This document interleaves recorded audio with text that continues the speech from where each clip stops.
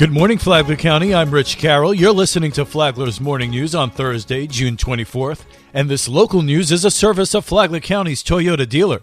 Beaver Toyota, here to wow you. 4 candidates vying to be mayor of Palm Coast in a special election next month, replacing Melissa Holland, who resigned abruptly last month, square off in a candidates forum hosted by the Flagler Tiger Bay Club and broadcast on WNZF. Democrat Doug Courtney, who unsuccessfully ran for State House and Clerk of Courts, lives in Palm Coast and works in IT. He says he's running to take better care of Palm Coast residents. After 20 years, we're no longer a newbie, no longer a toddler. The promise of Palm Coast was to go ahead and make sure that the city took care of its citizens. Why?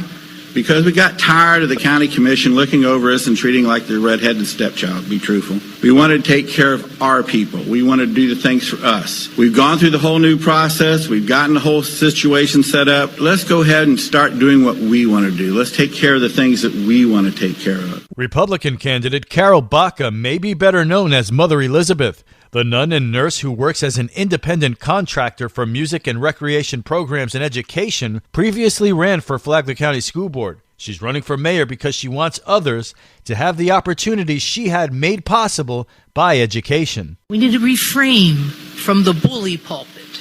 I'm not a nun that uses the bully pulpit.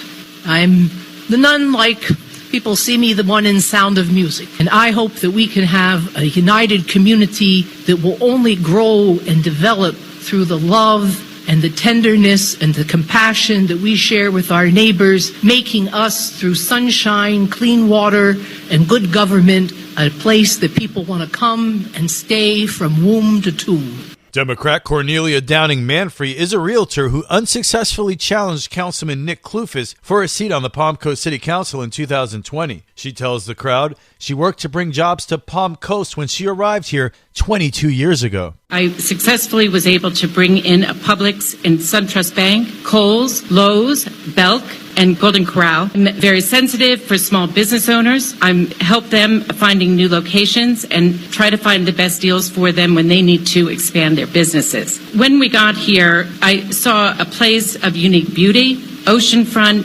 I would like to make sure that any new development that comes into the area is buffered and unique. Republican David Alfin, also a realtor who lost to Victor Barbosa in the 2020 Palm Coast City Council race, says he's running because he believes Palm Coast is at a crossroads. As your mayor, I will lead Palm Coast through the doorstep of opportunity. When elected, I promise to build community confidence through collaboration and consensus. I am committed to protecting our Palm Coast values. For me, that means ensuring our quality of life is protected through public safety, a strong economy, and smart, managed growth. As a lifelong fiscal conservative, I believe the government can operate with less of your hard-earned money. Candidates Alan Lowe and Kathy Ostrino were invited to participate in the forum, but declined. If you missed last night's forum, you can listen in full in the podcast section of the Flagler radio app. Be sure to do so soon. The special election in Palm Coast is being held July 27th,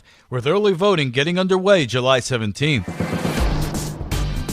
Flagler County's outgoing administrator reacts to Palm Coast City Council's rejection of the county's plans to hike the sales tax by 0.5% to 7.5%. Amy Cherry has the story. Cameron tells WNZF the small sales tax hike was proposed in lieu of a property tax hike because it affects both visitors and residents instead of just hitting residents. He says the added revenue is desperately needed to pay for critical public safety demands in the rapidly growing county. The sheriff has said that in the next few years he's going to need a total of 78 new deputies, and that money's got to come from somewhere.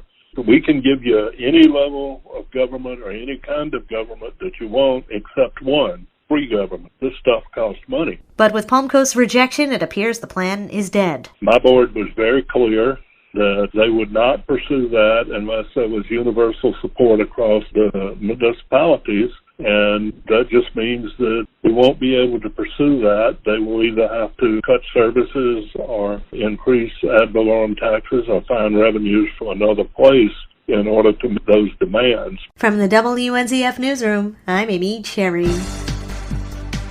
Flagler County is among the leaders in Florida when it comes to crime reduction, according to newly released statistics. John Arking reports. This week, the Florida Department of Law Enforcement released the statewide 2020 Annual Uniform Crime Report, which indicated that despite an increase in Flagler County's population by 3,500 more residents, the county's index crime was down 18.4% compared to 2019. Additionally, the report shows Flagler County has the fourth lowest crime rate per 100,000 population in the state of Florida. Flagler County Sheriff Rick Staley. I want to commend our deputies for reducing crime for the fourth year in a row. Crime is now down over 47% since I've been your sheriff. And last year, crime was down 18% in Flagler County, whereas the state average was only down 14%. But this is not just sheriff's employees. This is a partnership with the community. And I appreciate the community reporting suspicious activity when they see something and partnering with us to reduce crime in your neighborhood. Flagler's clearance rate of reported crimes increased to 37.8%. That compares to the state average of just 25.5%. From the WNZF Newsroom, I'm John Arkin. After what's been a trying year and a half due to the COVID-19 pandemic, Flagler County's health officer is named Citizen of the Year locally. Karen Johnson has the details. Bob Snyder is the newly named Citizen of the Year by the Rotary Club of Flagler Beach. He received his award recently at the club's annual installation banquet held at the Palm Coast Community Center. Rotary officials describe Bob as a person showing extreme calm, sense of purpose, intelligence, and selfless dedication to protecting the citizens of Flagler County exactly when it was needed most. In Bob's acceptance speech, he thanked the crowd of nearly 60 Rotarians and guests. Flagler County Health Officer Bob Snyder. We have a wonderful health department here in town and just wonderful community partners.